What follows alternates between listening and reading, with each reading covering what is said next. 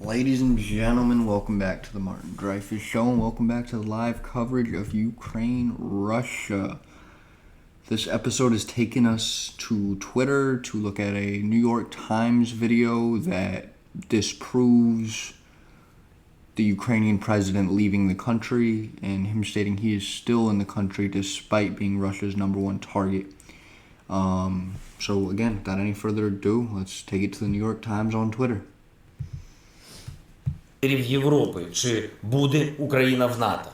Сьогодні я запитав сьогодні у 27 лідерів Європи, чи буде Україна в НАТО. Запитав прямо. Всі бояться, не відповідають, а ми не боїмось. Ми не боїмось нічого. Ми не боїмось, захищаючи нашу державу. Ми не боїмось Росії. Ми не боїмось говорити з Росією. Ми не боїмось говорити про все. Про гарантії безпеки для нашої держави. Не боїмось говорити про нейтральний статус. Ми ж зараз не в НАТО. Але які при цьому у нас будуть гарантії? І найголовніше.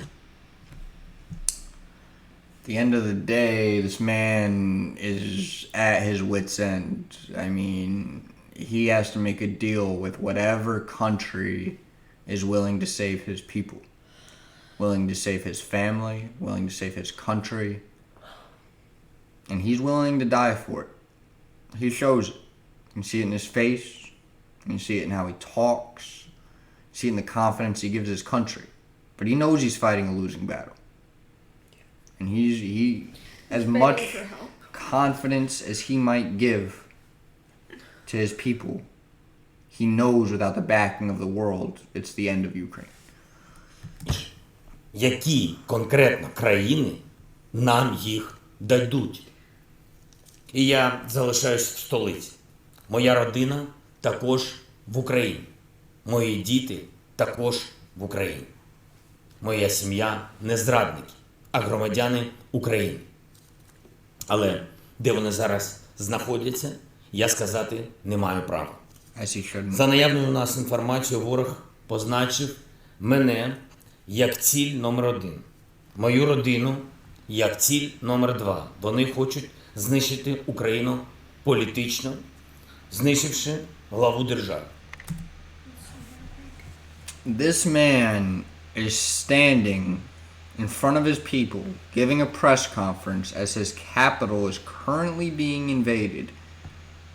And as Russia, where he's at, by the way, he's in the capital, right? We all know this. He just said it. He said where his location is, right?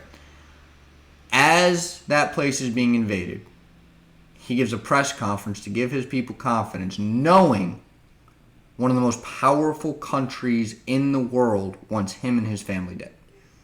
And I feel like the big part as to why he said he was in the capital and he wouldn't say where his family was, but they're just in Ukraine, is so like, if it comes to it, he does get killed first, and they don't go after his family to make him,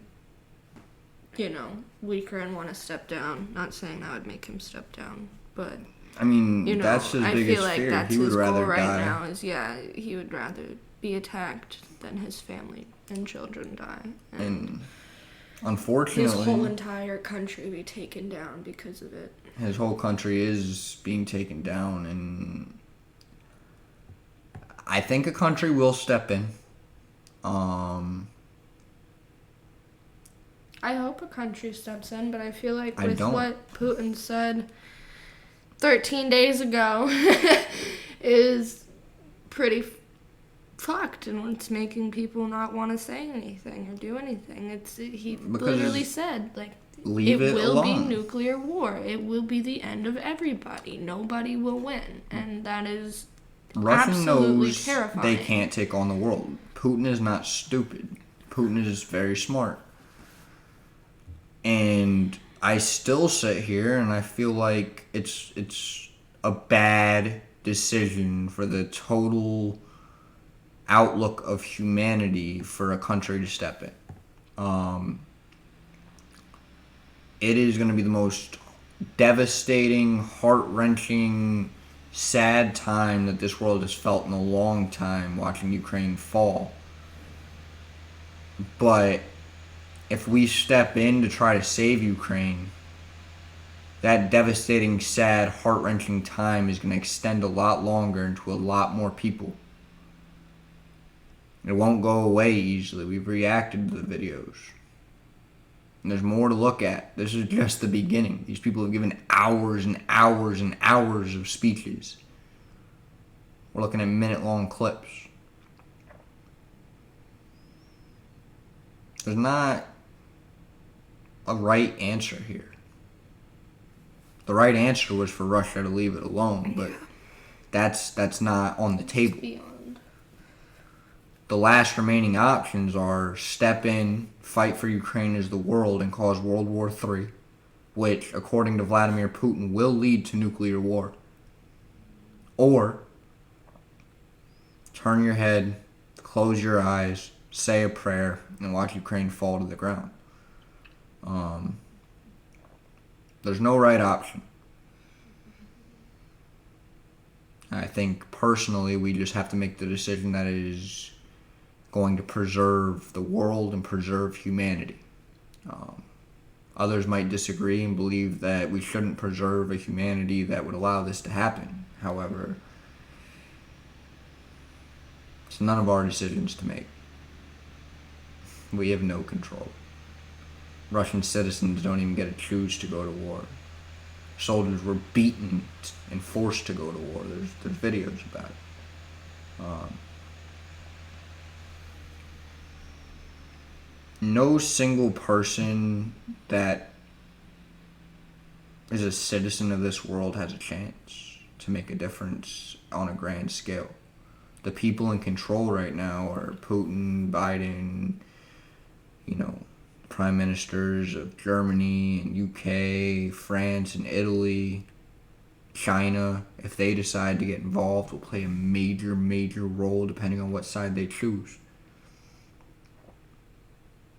And truthfully, the only decisive action, if you really, really, really want to stop the invasion of Ukraine and not cause World War III, would be to blow Russia to the fucking ground overnight.